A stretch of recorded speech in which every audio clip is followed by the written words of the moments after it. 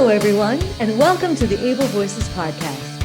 I'm Dr. Rhoda Bernard, founding managing director of the Berklee Institute for Accessible Arts Education, and I am proud to present this podcast featuring disabled artists and arts educators.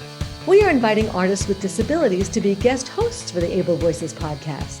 Today's guest host is photographer Megan Bent. Megan Bent is a lens-based artist interested in the malleability of photography and the ways image making can happen beyond using a traditional camera. This interest started to occur after the diagnosis of a progressive chronic illness. She is drawn to image-making processes that reflect and embrace her disabled experience, especially interdependence, impermanence, care, and slowness. Megan's artwork has been exhibited domestically at many locations and internationally as well. She has been an artist in residence at Art Beyond Sight's 2021-2022 Art and Disability Residency at the Noble School in Dedham, Massachusetts, and the Honolulu Museum of Art in Hawaii. She has presented her work at the Common Field 2021 convening, Atlas Obscura, The Secret Arts, the Pacific Rim International Conference on Disability and Diversity in Honolulu, Hawaii, at Other Bodies, Self-Representation, Disability and the Media at the University of Westminster in London, UK, and at Critical Junctures at Emory University in Atlanta, Georgia. Her work has been featured in Lens Scratch, Analog Forever Magazine, Fraction Magazine, Too Tired Product, Art Photo Folio, and Float Photography Magazine. Hi, welcome to Able Voices podcast. My name is Megan Bent, and I am the guest host for this episode. Today, we will be interviewing Whitney Mashburn, and I will give a brief introduction to Whitney. Whitney Mashburn, she, they, is a Boston-based independent curator and writer whose work resides at the intersection of contemporary art and disability activism. She lives with chronic environmental illness and chronic pain. She is currently building the Holding Space Archive 2021 to present, a burgeoning curatorial project which bears witness to the lived experiences of those marginalized by chronic illness and disability through artist interviews, exhibitions, and submitted manifestos. The content encompasses disability justice work, access equity, meaningful inclusion, re-envisioning of archives, and radical joy in the seemingly mundane. Since 2016, she has collaborated with Vancouver-based social practice artist Carmen Papalia on tactile aesthetic projects, Let's Keep in Touch 2016 to present, Meaningful Inclusion 2018 to 2019, Project Fireflower 2020 to 21, and Modes of Touch 2021 to 2022. Most recently shown at the Wellcome Collection in London. In 2022, she organized and moderated a panel of disabled artists in the critical discussion of the work of Daisy Patton alongside Minerva Projects, hosted by the Davis Museum at Wellesley College. Last December, her article, Relational Curating of Living Archives Through Holding Space, was published in Voca Journal. Mashburn was the invited curator for Art Beyond Sight's 2021-2022 Art and Disability Residency. She holds an MA in Critical and Curatorial Studies in Art and an MA in Disability Studies and a BA in History of Art and Studio Art.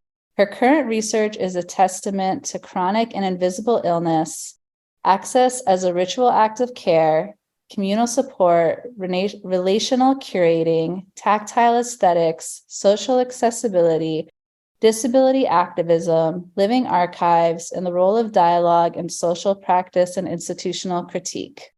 Mashburn is a 2021, 2022, and 2022-2023 Collective Futures Fund Fellow, which is supported by the Andy Warhol Foundation for Visual Arts and Tufts University Art Galleries. So thank you so much for being here today, Whitney. I wanted to start just by sharing a story about when Whitney and I first met. As mentioned in her bio, Whitney was the curator for the Art and Disability Residency cohort that I was a part of last year. And in our first studio meeting online, we both ended up zooming in from our beds.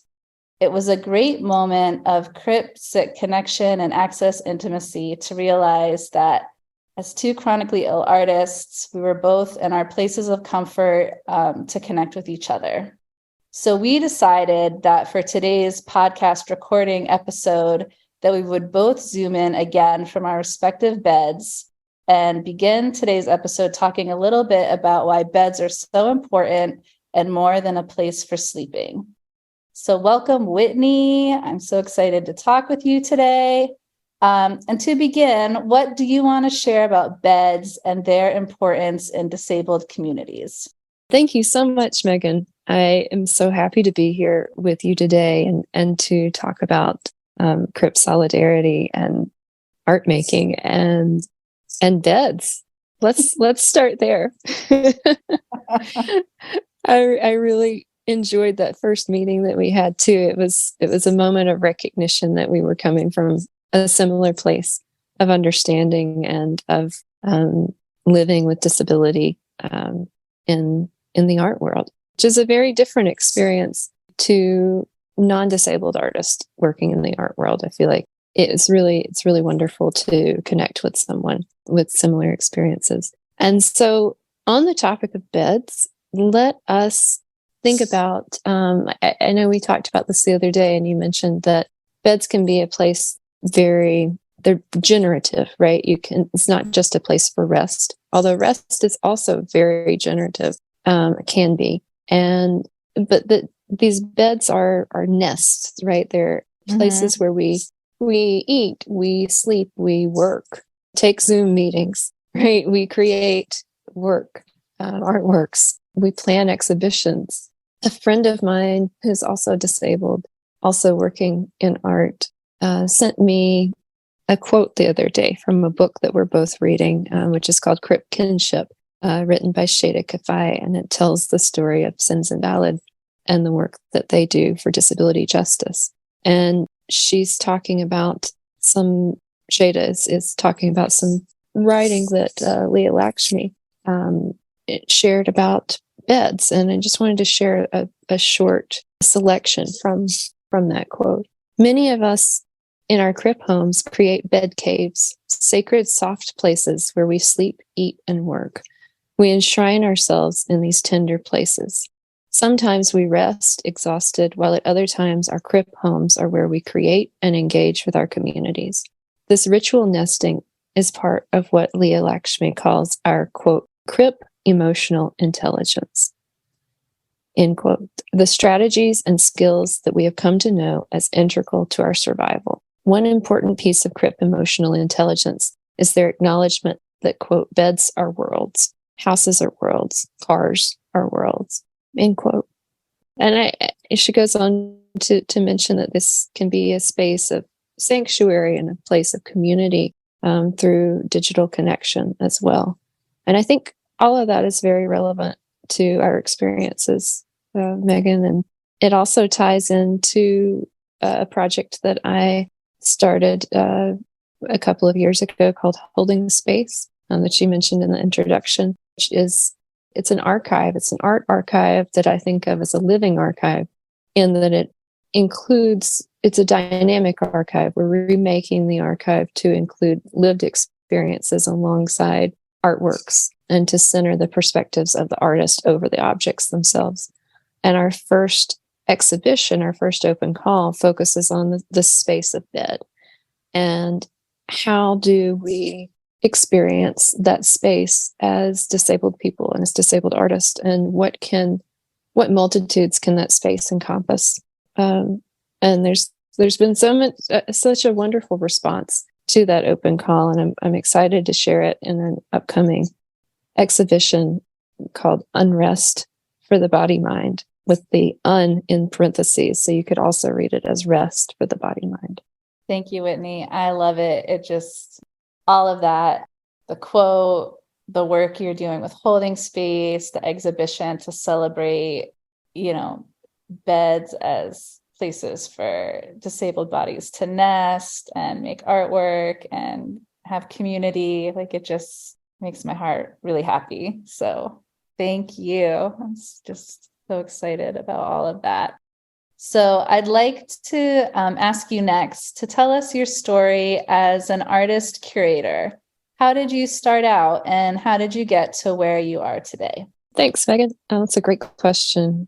I have always been really interested in art. I've always saw in whatever ways I could, mainly visual arts like drawing, and I decided I wanted to be a studio major and specialize in drawing and painting. And then I decided I wanted to add art history to that as well, to inform the context for my work, to inform my studio practice and understand who had come before me and what they had done.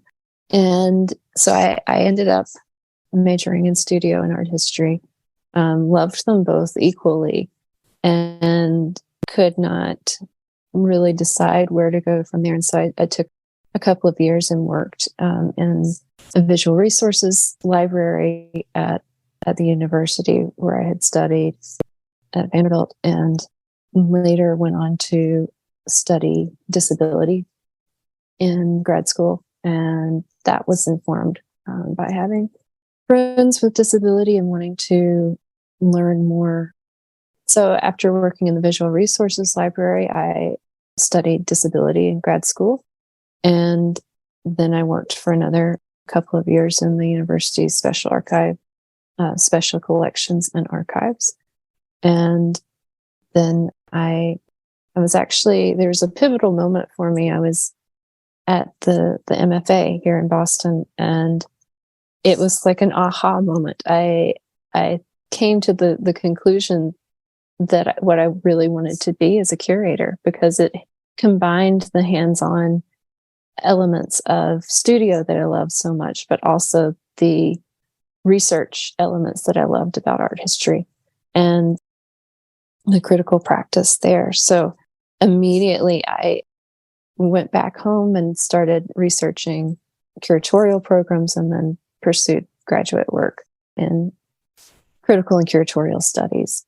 And from there, I was finishing up grad school, and I really was looking for ways, thinking about what do I want to do as a curator. And I felt very strongly that I wanted to pursue accessibility and curating, that I wanted to combine the disability world and the art world as I knew them both. And it was very difficult to find anyone else doing anything like that. And I kept looking and looking, and I found the work. There's a curator, Amanda Kacha, and she had been doing some groundbreaking work in terms of disability and curation. And so I read some of her articles and looked at her work, and there was this reassurance that there's someone else out there that's doing this too. So that's a starting point. And so from there, I found the work of an artist working in social practice, socially engaged art, named Carmen Papalia, based out of Vancouver, BC. And I reached out to him for my thesis project, for my graduate work, and asked him if he wanted to work together, and basically gave him an open prompt to say, why don't we do a project that you really have wanted to do, but you have not had the opportunity to pursue yet? And we exchanged some emails, we hopped on the phone, and we spoke for about 4 hours straight.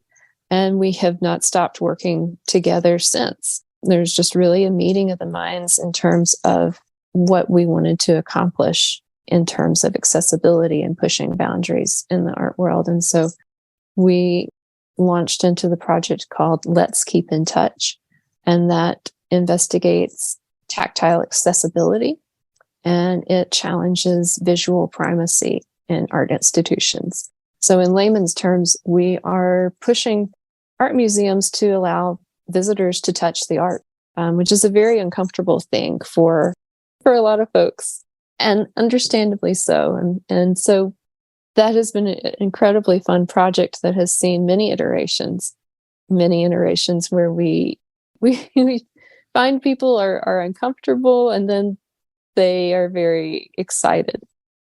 Then it's been a fun process, and it began as my thesis project, where we could not get a museum to agree to the premise, but we found a loophole that if you ask the artist, then you can have permission for their work to be touched, because the artist is the ultimate authority on what happens to their work. So that enabled us to really go forward with the project. And since then, we've collaborated with Georgina Klieg, who has been a lecturer in English for many years, just retired from the other Berklee in California, and her collaborator, Faye Debbie, who is an Australian artist, and her collaborator, Katie West. And we all just had a collective installation at the Wellcome Collection in London that just closed in February. So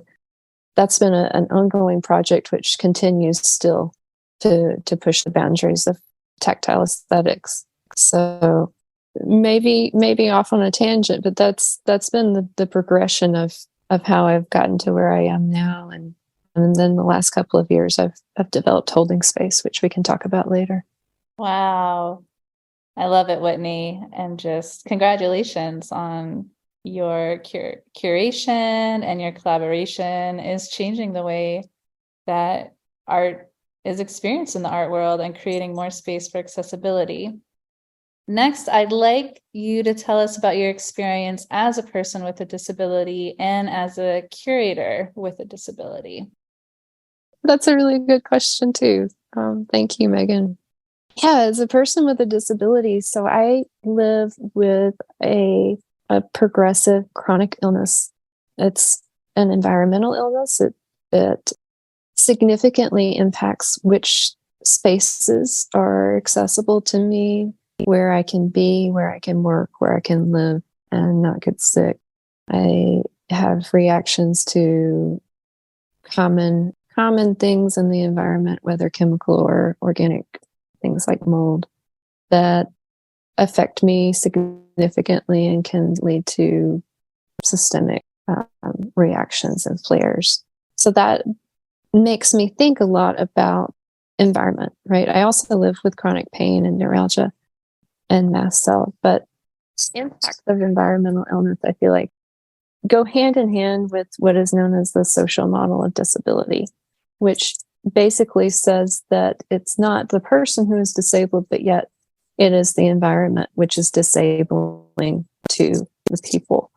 And I feel like environmental illness could be the poster child for the social model of disability in a lot of ways.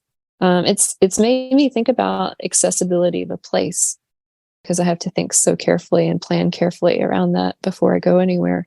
And artist Carmen Papalia, that I collaborate with, has a set of tenets that are called open access tenets. And one of those states that the accessibility of a place is determined by the people in that space. And for me, that's very much true.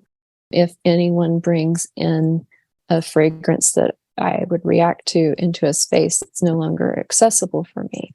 And so that's something I've really had to grapple with, because oftentimes it's a lot easier for me to remove myself from a space rather than ask of others to make these sacrifices in order for the space to be accessible.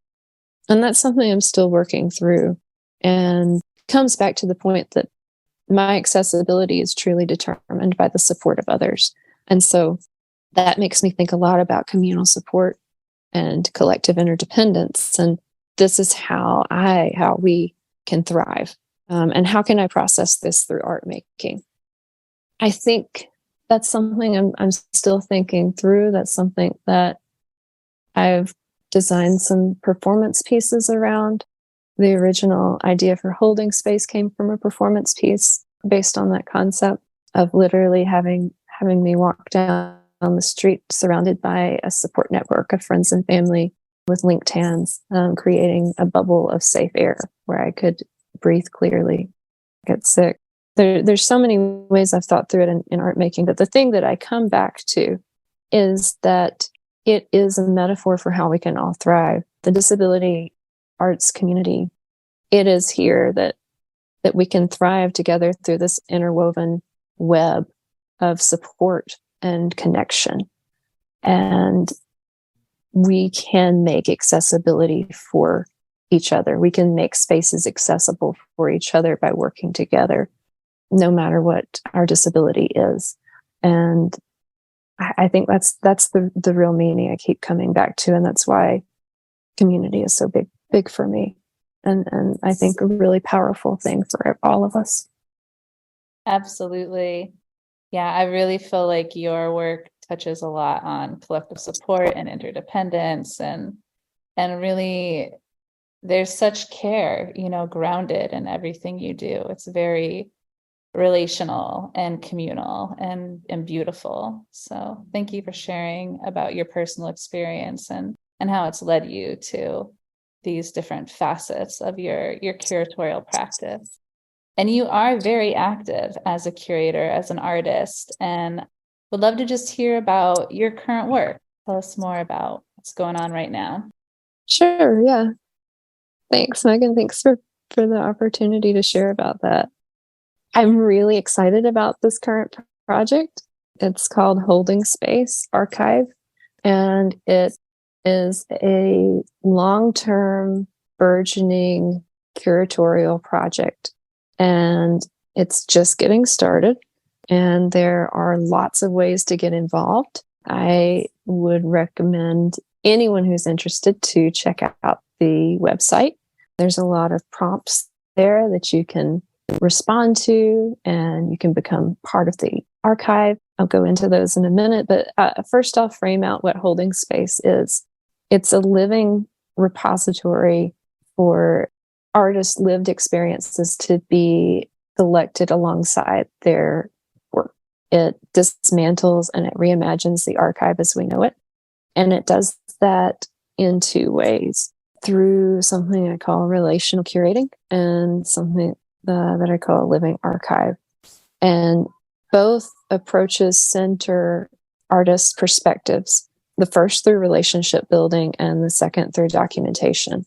And the concept of relational curating is that the artist is valued over the work itself. The relationship between the curator and the artist is really the strong point to understand the artist's perspective, rather than just looking at their work as this art object devoid of context. And in terms of this, in placing the value on the artist over the art objects, it flattens this traditional curator-artist hierarchy power structure, and instead fosters relationships over typically extractive, transactional methods. And so we center the artist's voice and perspectives, a focus on humanity, on the brilliance of creative thinking, and on interdependence and care. And in that way, it fosters better communication of the artist's self and their needs in their creative practice and their relation to others. And so Holding Space is this reimagined archive where we center these concepts. And there are three main ways that we're doing that. So we have a space for artist interviews, we have a space for exhibitions, and we have a space for community. And in that community space, we have room for folks to be a part of what we're calling an accessibility archive, which is has resources about accessibility, but it also has a space to contribute what access means to you. It's like a crowdsourced think tank from the disability community. So everyone is invited to log on and just fill out this quick survey to share, what does accessibility mean to you? And I think that might be one of my favorite parts of the archive. We're thinking it because access can be so many different things to each person. And like you say, disability is the experience of disability is unique for each person. And so we want to show the myriad of ways that access can be understood through this archive. The other part of the third section, community, is workshops. We're excited to present workshops this summer, which will be mostly online, mostly remote, so that it's open to anyone anywhere. But a couple of them we are planning to be hybrid, and they will be here in the Boston area. So there's opportunity to come and be a part of that. The workshops will focus on accessibility as a topic, and we will be featuring Carmen Papalia, artist who teaches at UMass Amherst, who is amazing, Jeff Casper, who, Megan, I see you're excited about this. Yes, we love Jeff's work. It's really amazing and very much centers care and how we can create safe spaces for ourselves. Also, artist Moira Williams, they are also incredible, and they will lead us in ways that we can think about water and how water access can be a place where we think about environmental justice and disability justice together. And also Megan will be joining us for a workshop as well. And I would encourage everyone to learn more about her work and using alternate printing methods to bring nature into the way that we think about vulnerability. I hope I'm paraphrasing that okay, Megan. Megan makes prints on leaves, and it's amazing. And these delicate, beautiful things. Go ahead, Megan. I was going to say thank you for including me in these workshops, and I'm just super excited about it all, and just want to give a shout out. Yeah, Holding Space Archive, check it out. So many ways to be a part of it, build community, and it's just wonderful. So I'm so glad you're doing this work. I'm so glad you're making this space, and that we get to share it today on the podcast. So thank you. Thank you. Thank you so much, Megan. Beautiful. And I forgot to highlight the first two parts, but the first part is artist interviews, and you can sign up. There's 3 different types of interviews you can sign up for on the website, and we will match you with someone to share your story. And the second part is exhibitions, and we are running regular open calls there, or you can just contribute your work to the permanent collection. So a plug for that before we go on, but let me send it back to you, Megan. No, it's perfect. Yeah, we definitely want to plug that and invite folks to check it out, participate as they want to. And just the last question, what advice would you give to young artists with a disability? Don't be afraid to ask for what you need. Yeah.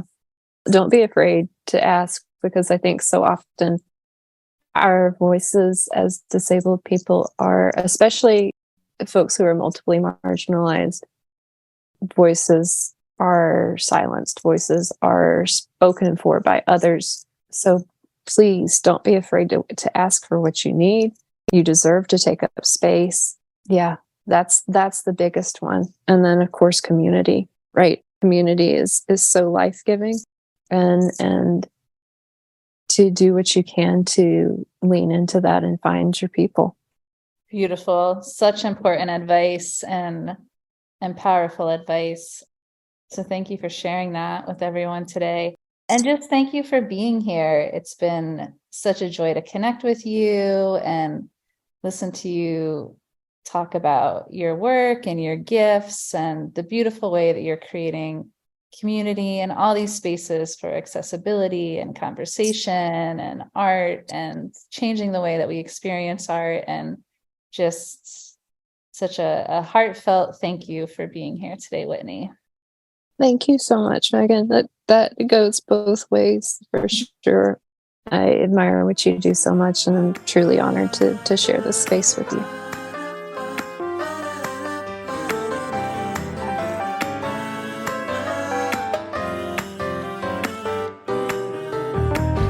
Able Voices is a production of the Berklee Institute for Accessible Arts Education, led by me, Dr. Rhoda Bernard, the founding managing director. It is produced by Daniel Martinez del Campo. The intro music is by Kai Levin, and our closing song is by Sebastian Batista. Kai and Sebastian are students in the arts education programs at the Berklee Institute for Accessible Arts Education. If you would like to learn more about our work, find us online at berkeley.edu/BIAAE or email us at BIAAE@berkeley, that's LEE.edu.